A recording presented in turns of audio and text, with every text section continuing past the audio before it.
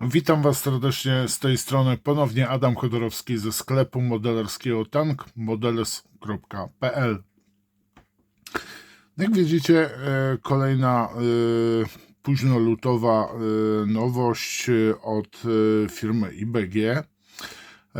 Jest to Ford V3000 S, 3-tonowa ciężarówka niemiecka z okresu II wojny światowej w późnej wersji produkcyjnej.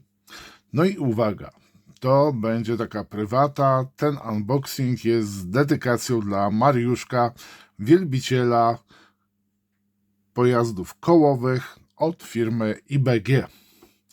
Mam nadzieję, że będziesz usatysfakcjonowany, Mariuszku. Tak prezentuje się, posłuchajcie, unboxing. Oczywiście IBG Models wydało wcześniej już model wczesnoseryjny, produkcyjny.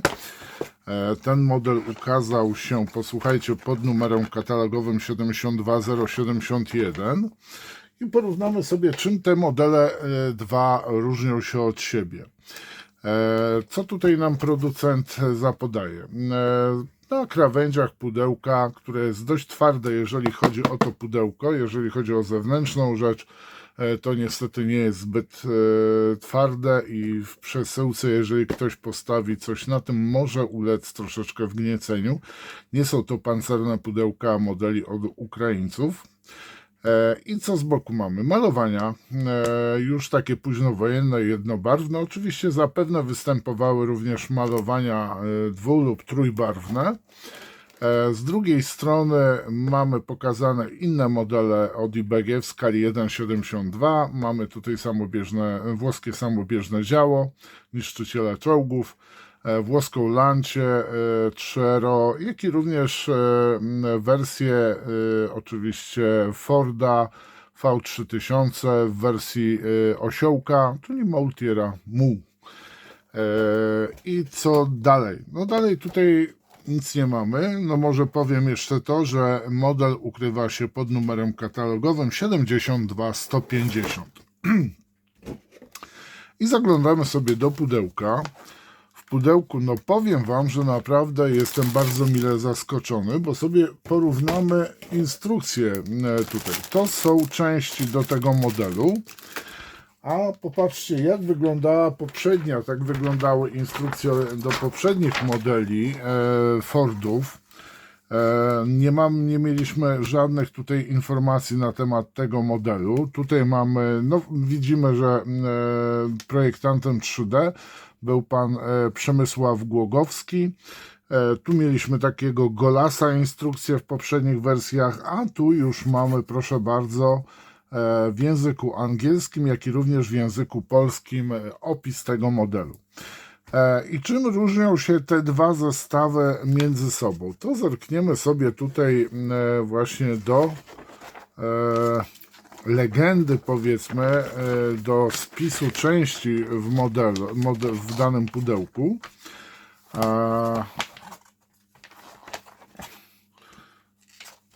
Proszę bardzo. Co my tu mamy? Mamy ramkę, posłuchajcie, G, mamy ramkę G. Ramka C, ja jeszcze się tak przyglądam, czy aby na pewno te ramki są takie same, ale jak na razie tak. Mamy ramkę J, mamy ramkę J. Mamy ramkę F, mamy ramkę F. Mamy przezroczyste elementy, mamy przezroczyste elementy. Mamy ramkę D i mamy ramkę D. No i od F mówiłem, że jest, i uwaga, no oczywiście jest też blaszka fototrawiona, której powiem Wam, nie widzę. Wczesna wersja miała dodatkowo taką fajnie zrobioną plandekę razem z burtami całej paki, skrzyni załadunkowej. W tym zestawie nie mamy tego zestawu, tej plandeki. Czyli mamy dodatkowo, posłuchajcie, w tym modelu ramkę B i ramkę E. No i oczywiście zestaw blaszek fototrawionych, jak i również zestaw kalkomanii. I co tutaj dodatkowo nam zapodaje jeszcze IBG?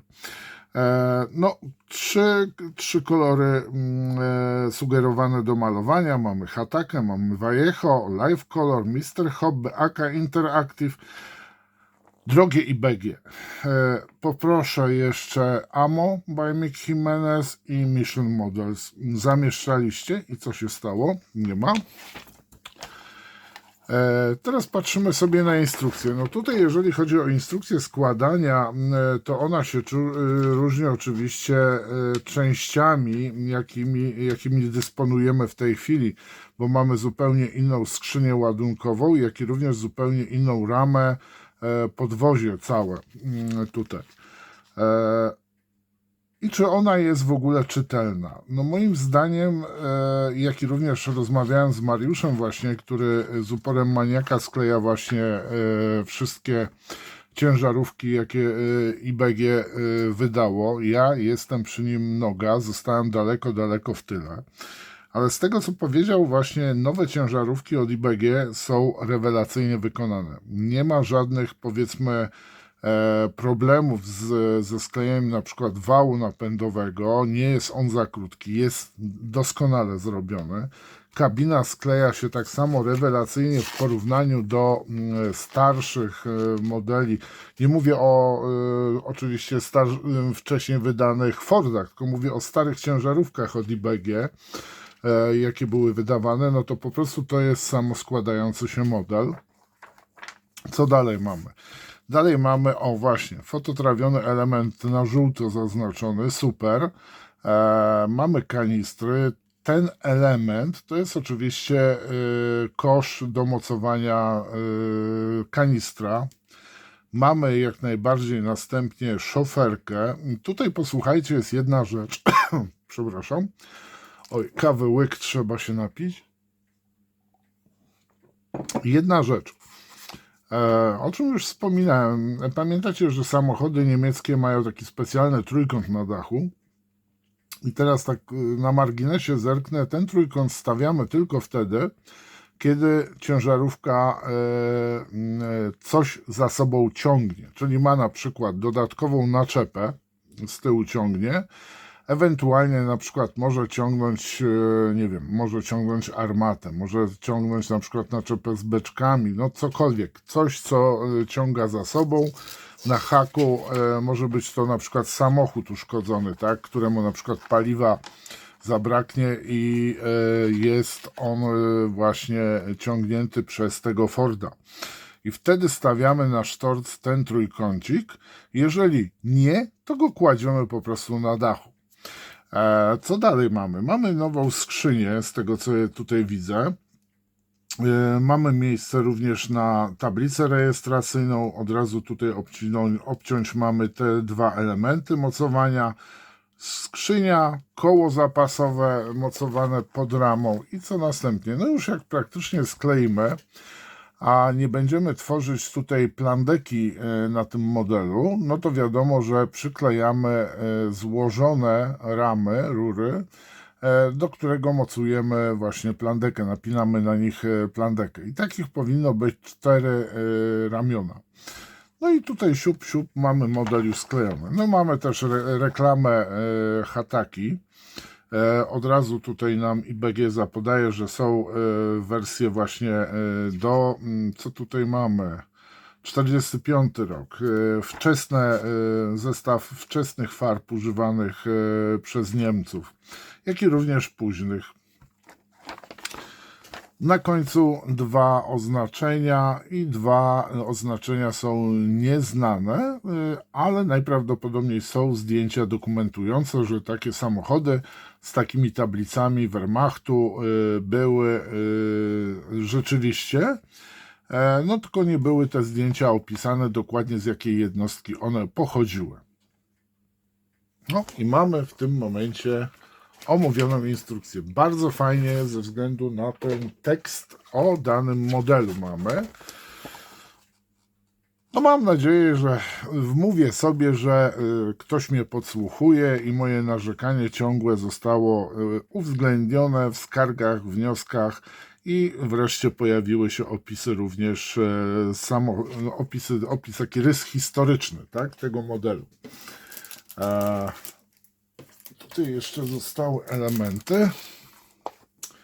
No a teraz co dostajemy w tym modelu? Powiem Wam, że naprawdę jeżeli chodzi o IBG, to z ciężarówkami szaleją. I jest to, powiem Wam, naprawdę rewelacyjny temat dla wielu modelarzy, ponieważ ciężarówek tak naprawdę jest jak na lekarstwo. Jest ich mało, znamy jedynie Ople, znamy co tam, podstawa to jest Opel, tak, Blitz, który jest wydawany przez Rodena, przez Akademię, kiedyś był wydawany, nie, to był Mercedes-Benz. I powiem Wam, że tak naprawdę Forda V3000 można było wybudować na podstawie Opla, zmienić szoferkę, jak i również koła, ponieważ w Oplu były troszeczkę koła inne, aniżeli w Fordzie, na co kiedyś nie zwracano takiej uwagi. Teraz dzięki IBG mamy możliwość zaszalenia, poszaleć właśnie z różnymi właśnie ciężarówkami, bo kiedyś na przykład, żeby zrobić Moultiera, no to mogliśmy to zrobić jedynie kupując zestaw od Rodena.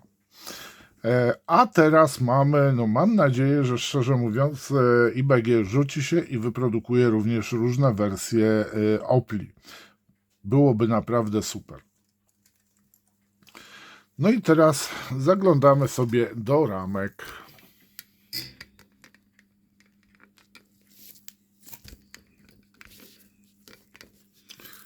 No i na pierwszy ogień idzie ramka B. Jest to ramka ze skrzynią załadunkową, jak i również skrzynkami narzędziowymi, takimi skrzynkami, które były zamontowane pod skrzynią. Zero nadlewki. Z tego co właśnie wiem, czasami bywa, że problem złożenia do podłogi tych elementów wszystkich może powodować to, że one nie do końca chcą się spasować i czasami te skrzynie wyglądają takie skoszone trochę, ewentualnie trzeba dość ostro walczyć z nimi. Tu mamy bardzo fajnie to wszystko zrobione i nie ma problemu ze złożeniem. Od spodu skrzyni widzimy nacięcia, gdzie mamy zamontować ramę i mamy też takie prowadnice tutaj do zamontowania tych skrzynek.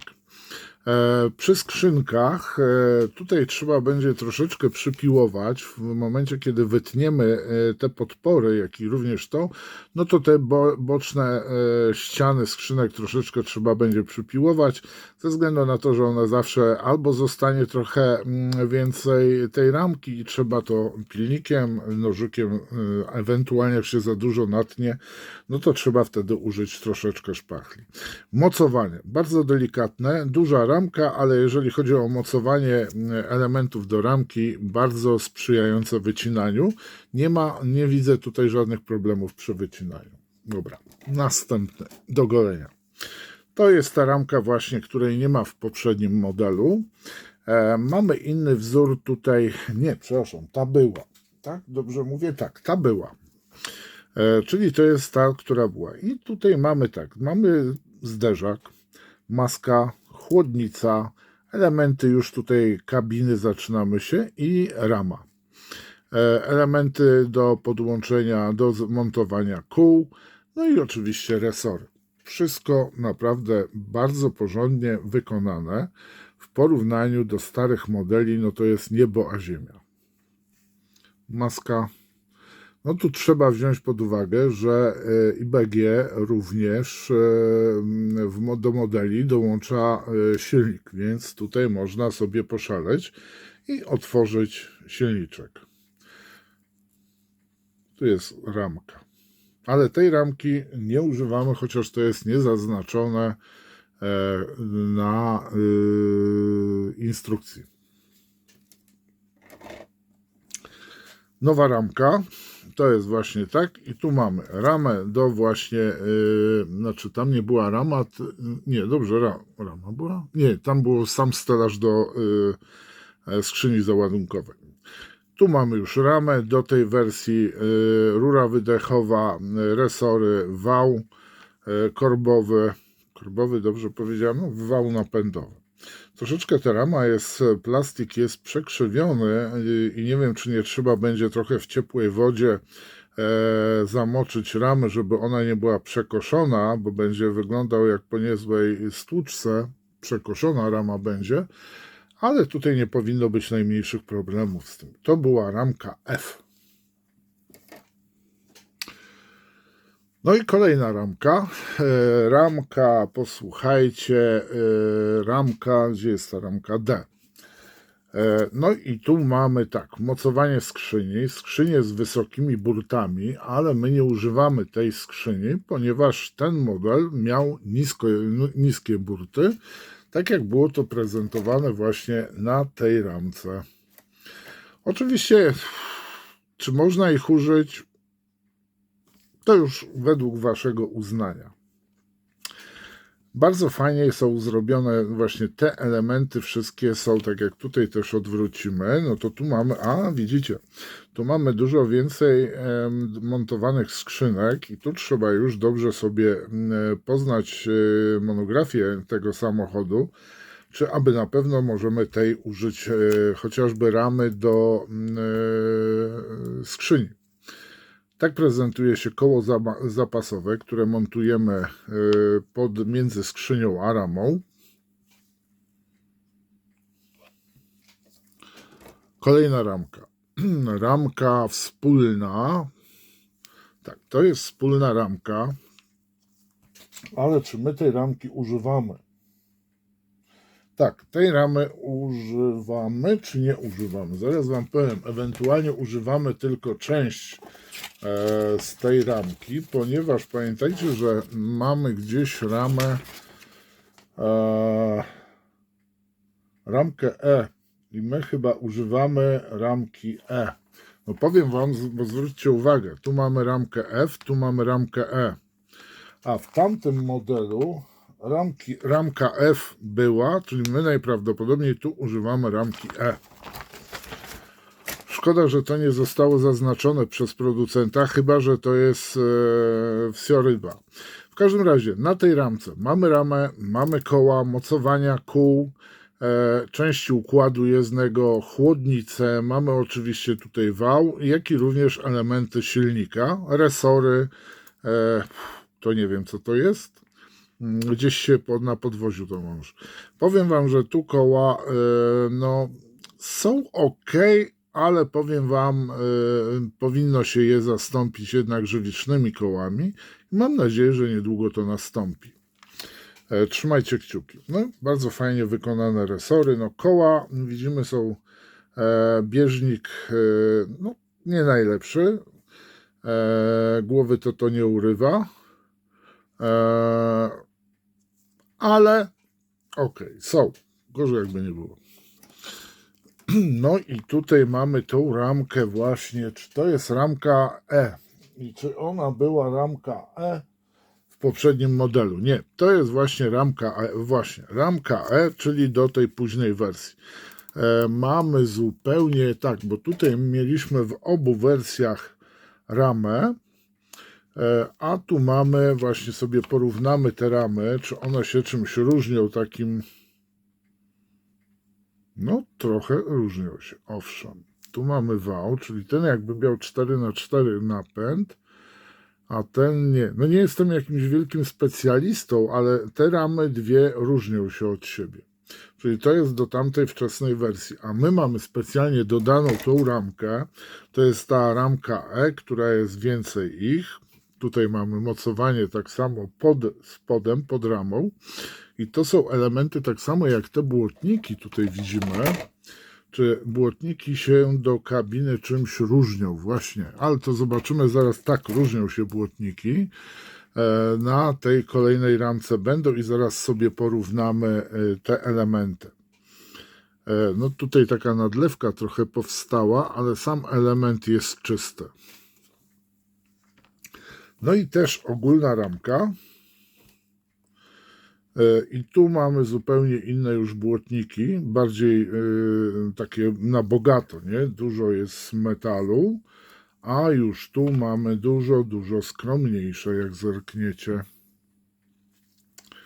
I porównajcie sobie te z tymi, no to te są na tej ramce dużej, no to są takie po byku ładne, a jeżeli chodzi o wersję późną, to już są dużo delikatniejsze.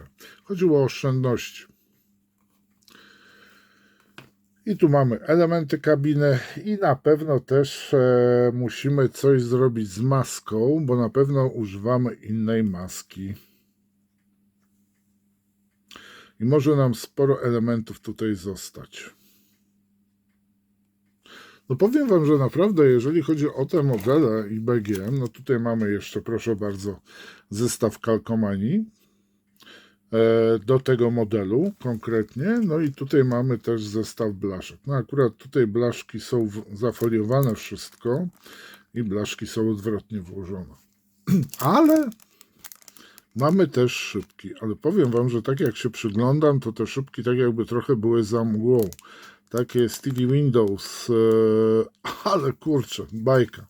Mamy flaszki za to, proszę bardzo. Mamy butelki i butelki były też w poprzedniej wersji, ramka A. Mamy za to flaszki, ale szyby są troszeczkę tak jakby przymklone. Chyba że jest to, no mam takie wrażenie, tak, troszkę zaparowane są. No i posłuchajcie, to by było na tyle. Bohaterem dzisiejszego unboxingu jest Ford V3000, wersja S, później z serii produkcyjnej. Ja Wam dzisiaj dziękuję bardzo. Zapraszam do komentowania, lajkowania, wspierania kanału poprzez Patronite'a lub poprzez oczywiście YouTube'a. Możecie też podziękować za dany odcinek jednorazowo. Przyda się trochę grosza, bo planuję spore inwestycje w kanał i nie ukrywam, że trochę od Was odwzajemnienia by się przydało. Zapraszam do subskrypcji kanału, do oczywiście lajkowania. Kliknijcie też w dzwonek, aby być na bieżąco informowanym o nowościach na kanale. Dzięki serdeczne, pozdrawiam Was, trzymajcie się, cześć.